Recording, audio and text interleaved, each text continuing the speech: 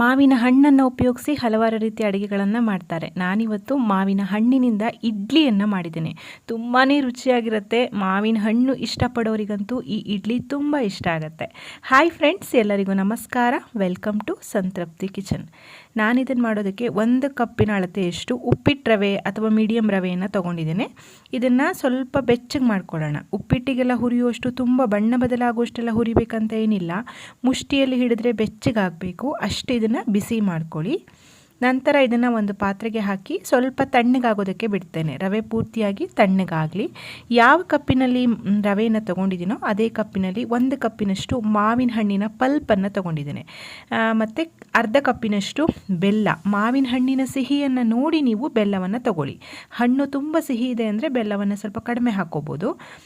ಹುಳಿ ಇದೆ ಜಾಸ್ತಿ ಹಾಕ್ಕೊಳ್ಳಿ. ಈಗ 1/4 ಕಪ್ಪಿನಷ್ಟು ತೆಂಗಿನಕಾಯಿ ತುರಿ, ಒಂದು ಅರ್ಧ ಚಮಚದಷ್ಟು ಉಪ್ಪನ್ನು ಹಾಕ್ತಾ ಇದ್ದೇನೆ. ಯಾವುದೇ ಸಿಹಿಗಾಗಲಿ ಸ್ವಲ್ಪ ಉಪ್ಪು ಹಾಕಿದ್ರೆ ರುಚಿಯಾಗುತ್ತೆ. ಹಾಗಾಗಿ ಇದನ್ನು ಪೂರ್ತಿಯಾಗಿ ಈ ರೀತಿ ಕಲಿಸ್ಕೊಳ್ಳೋಣ.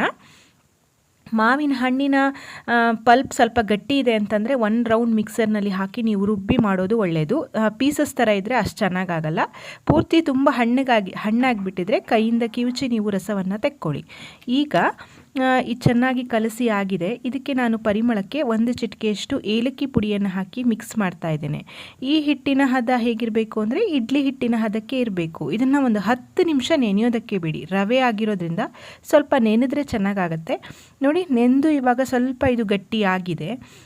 ಈಗ ಏನು ಮಾಡ್ತಾ ಇದ್ದೀನಿ ನಾನು ಅಂದರೆ ಒಂದು ಅರ್ಧ ಚಮಚದಷ್ಟು ಈನೋ ಪೌಡರನ್ನು ಹಾಕ್ತಾ ಇದ್ದೀನಿ. ನೀವು ಈನೋದ ಬದಲಾಗಿ ಇಲ್ಲಿ ಅಡುಗೆ ಸೋಡಾ ಬೇಕಿದ್ರೂ ಹಾಕ್ಕೋಬೋದು. ಸ್ವಲ್ಪ ಬಿಸಿ ನೀರನ್ನು ಹಾಕಿ ಇದನ್ನು ಚೆನ್ನಾಗಿ ಕಲಸಿ ಇಡ್ಲಿ ಹಿಟ್ಟಿನ ಹದಕ್ಕೆ ಮಾಡ್ಕೋತೇನೆ. ನೀರು ಬೇಕಿದ್ರೆ ನೀವು ಗಟ್ಟಿ ಆಯಿತು ಅಂತಂದರೆ ಇನ್ನೊಂದು ಸ್ವಲ್ಪ ನೀರನ್ನು ಸೇರಿಸ್ಕೊಂಡು ಹದವನ್ನು ಮಾಡ್ಕೊಳ್ಳಿ. ಏನೋ ಅಥವಾ ಅಡುಗೆ ಸೋಡಾ ಹಾಕೋಕ್ಕೆ ಇಷ್ಟ ಇಲ್ಲ ಅಂತಂದರೆ ಒಂದು ಅರ್ಧ ಗಂಟೆ ನೀವು ಚೆನ್ನಾಗಿ ಇದನ್ನು ನೆನೆಯೋದಕ್ಕೆ ಬಿಟ್ಟರೆ ಇಡ್ಲಿ ಸಾಫ್ಟಾಗಿ ಬರುತ್ತೆ. ನಾನು ತಕ್ಷಣವಾಗಿ ಮಾಡ್ತಾ ಇರೋದ್ರಿಂದ ಈನೋವನ್ನು ಸೇರಿಸಿದ್ದೇನೆ. ಇಡ್ಲಿ ತಟ್ಟೆಗಳಿಗೆ ಸ್ವಲ್ಪ ತುಪ್ಪವನ್ನು ಸವರಿ ಇಟ್ಕೋತಾ ಇದ್ದೀನಿ.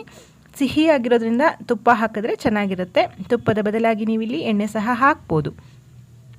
ತುಪ್ಪವನ್ನು ಸವರಿದಂಥ ತಟ್ಟೆಗೆ ಒಂದೊಂದು ಚೂರು ಗೋಡಂಬಿಯನ್ನು ಇಡ್ತಾ ಇದ್ದೇನೆ. ಈ ರೀತಿ ಇಡೋದ್ರಿಂದ ನೋಡೋಕ್ಕೂ ಚೆನ್ನಾಗಿರುತ್ತೆ, ತಿನ್ನೋಕ್ಕೂ ಚೆನ್ನಾಗಿರುತ್ತೆ. ಇದು ಆಪ್ಷನಲ್, ಬೇಕಿದ್ರೆ ಹಾಕಿ, ಇಲ್ಲಾಂದರೆ ನಿಮ್ಗೆ ಇಷ್ಟ ಆಗದೆ ಹೋದರೆ ಸ್ಕಿಪ್ ಮಾಡ್ಬೋದು.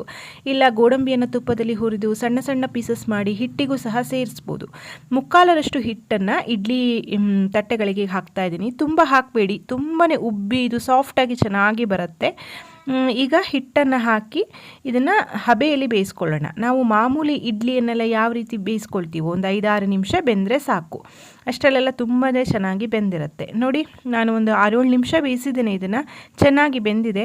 ಮುಟ್ಟಿ ನೋಡ್ತಾ ಇದ್ದೇನೆ, ಕೈಗೆ ಸಹ ಅಂಟ್ತಾ ಇಲ್ಲ. ಒಂದು ಸ್ಪೂನೋ ಅಥವಾ ಚಾಕುನ ಹಾಕಿ ನೋಡಿ, ಅಂಟ್ಲಿಲ್ಲ ಅಂತಂದರೆ ಚೆನ್ನಾಗಿ ಬೆಂದಿದೆ ಅಂತ ಅರ್ಥ. ಈಸಿಯಾಗಿ ಇದು ಸ್ವಲ್ಪ ತಣ್ಣಗಾದ ಮೇಲೆ ತೆಗಿಲಿಕ್ಕೆ ಬರ್ತದೆ. ಮಕ್ಕಳ ಲಂಚ್ ಬಾಕ್ಸಿಗೂ ಸಹ ನೀವು ಮಾಡಿಕೊಡ್ಬೋದು. ಮಕ್ಕಳಿಗೆ ಮಾವಿನ ಹಣ್ಣು ಇಷ್ಟ ಆಗುವಂಥ ಮಕ್ಕಳಿಗಂತೂ ತುಂಬಾ ಇಷ್ಟ ಆಗುತ್ತೆ. ನೋಡಿ, ತೆಗಿತಾ ಇದ್ದೀನಿ, ಎಷ್ಟು ಸಾಫ್ಟಾಗಿ ತುಂಬಾ ಚೆನ್ನಾಗಿ ಬಂದಿದೆ.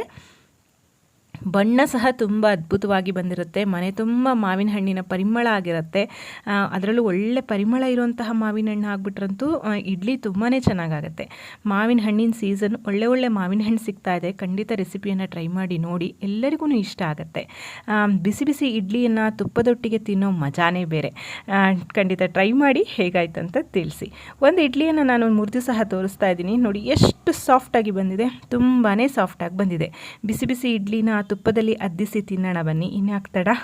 ನೋಡಿದ್ರಲ್ಲ ಫ್ರೆಂಡ್ಸ್, ವಿಡಿಯೋ ಇಷ್ಟ ಆಗಿದೆ ಅನ್ಕೋತೀನಿ. ಇಷ್ಟ ಆದರೆ ದಯವಿಟ್ಟು ವಿಡಿಯೋಕ್ಕೊಂದು ಲೈಕ್ ಮಾಡಿ, ವಿಡಿಯೋವನ್ನು ನಿಮ್ಮ ಫ್ರೆಂಡ್ಸ್ ಆ್ಯಂಡ್ ಫ್ಯಾಮಿಲಿ ಜೊತೆ ಶೇರ್ ಮಾಡಿ. ಮತ್ತೊಂದು ರುಚಿಯಾದ ಅಡುಗೆಯೊಂದಿಗೆ ಮತ್ತೆ ಬರ್ತೇನೆ. ಅಲ್ಲಿವರೆಗೂ ಧನ್ಯವಾದಗಳು. Thank you for watching. Thank you.